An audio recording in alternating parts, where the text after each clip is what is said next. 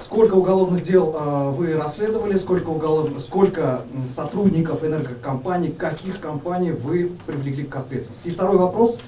По событиям конца апреля, начала мая, по событиям на кыргызско-таджикской границе, Генеральная прокуратура, насколько мы помним, завела уголовное дело по статье «Преступление против мира». Что с этим делом? Спасибо. Siz тура керектүү суроону койдуңуз. Коопсуздук кеңешинде президент тарабынан бизге жанагы эсептөө палатасынын корутуусун берип, 2 иш боюнча тапшырма берген, 2 айлык мөөнөт коюп. Бул электр энергиянын карыздары мыйзамсыз баягы списание болуп кеткендиги боюнча, экинчи тоо кен тармагында лицензиялардын жанагы төлөмдөрү боюнча деп. Электр энергиясы боюнча токтолсом, бүгүнкү күндө Баш прокуратура тарабынан 4 иш коррупция менен козголду. Бул Ош электро, Жалал-Абад электро, Чыгыш электро жана Түндүк электр ишканалары боюнча бүгүнкү күндө 5000ден ашык адам суралды. 5000ден ашык. Бир дагы район таза эмес экен. Сиз эң туура айттыңыз. Жок объектлерге миллиондоп сомдор жазган. Кээ бир үй чакан эле абоненттерге дагы миллиондоп карыз деп жазышкан. Жана списание кылыш үчүн. Мындай фактылар bundan башка дагы эми буларды окубай эле коеюн толук. Фактылар негизинде иш козгоп бүгүн тергөөсү кетип атат. Президентке биз маалыматты бердик. Дагы 2 айга тергөөсүн узарттык. Анткени ушунчалык иштин көлөмү чоң болуп атат. Жанагы списание кылганда көрсөтүлгөн абоненттердин баарын сурап беттештириш керек да. Антсен кылмыш аягына чыкпайт да. Ошондуктан бүгүн биз бир 70%-ын бүтүп эле калдык. Ал жерде көрсөтүлгөн эсептөө палатасынан биздин тергөөдөгү материалдык чыгым айырмасы бар албетте. Биздики боюнча азыраак чыгып атат, бирок негизинен ири суммадагы зыян келтиришкен. Мен сумманы сиздерге айтпай турайын, анткени тергөөдө дагы өзгөрөт. Анан ар кандай түшүнбөстөр жаралбасын да. Примерно жер казынасы. Бул жер казынасы экен.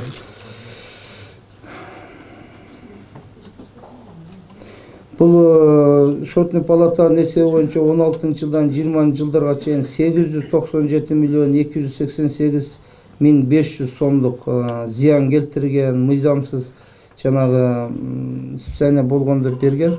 Биздин бүгүнкү текшерүүдө бул көрсөткүч маалымат жазбасыңар бир 250-200дөн тегеретесинде биз аныктадык. Бул эми аягына чейин иштейбиз да.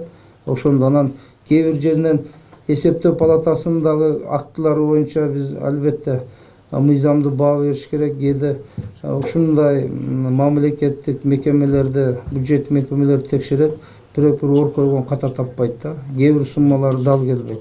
Эми бул ушул кылмыштерди аягына чыгаруу менен алардын ошо корутуусуна да баа беребиз буюрса. Бул дагы аз тергөөчүлөр иштеп атат, аягына чыгарабыз. Ушул жерден эле сизге кошуп айтып кетейин, себеби ошол жыйналышта президенттин экинчи тапшырмасы бар эле бизге. Бул жер казынасын пайдалануу боюнча 2 миллиард 700 миллион сомдон ашык материалдык зыян келгенде бунда дагы аныкталып берген. Биз бул боюнча бир кылмышын козгодук негизинен. Ал боюнча да мөөнөттөрүн 1 апрелге чейин узарттык. Анткени дегенде ошол президент берген маалымат текшерүүнүн алкагында биз бүгүн андан башка 11 кылмышын козгодук. Ар кандай фактылар менен. Себеби дегенде лицензияны мыйзамсыз алышы, жол салынган лицензиянын жана төлөмдөрүн төлөбөй жүргөндүгү, болбосо жерлерди жана рекультивация дейт, жасабай койгондугу, жасадык деп жалган отчет бергени боюнча бүгүнкү күндө айрыкча бул тоо кен билес тоо жеринде жалаң тоонун баштарында барып жеринден кароо жүргүзгөнгө мүмкүн эместиги үчүн биз апрелге чейин жылдырдык. Карылар кетсе дагы фактылар чыгышы мүмкүн. Баш аягы бизде азыр президент тарабынан тапшырган бир кылмыш, андан сырткары бүгүн 11 кылмыш тергелип атат. Бул Кыргызстан боюнча. Анан кимдер канча лицензия алып алган, мыйзамдуу алганбы? Ушул жерде мен токтоло кетейин. Мына башында баяндамамда айттым. Коррупция менен күрөшүү, мыйзамдар кабыл алуу боюнча мыйзамдардагы коррупциялык элементтер менен кабыл алынганга да биз прокуратура басым жасабасак болбой калды. кээ бир мыйзам демилгеленип кабыл иштеп аткан боюнча коррупциялык элементке негизделет экен да. Тоо кен боюнча же башка тармак боюнча демилгелеген тарап мыйзам менен коррупциялык жолду аныктап алат экен да. Ушул тараптан да биз азыр иш чараны жүргүзүп атабыз. Бул боюнча дагы менимче келечекте бир кандай жыйынтыктарды көрөсүздөр деген ойдомун.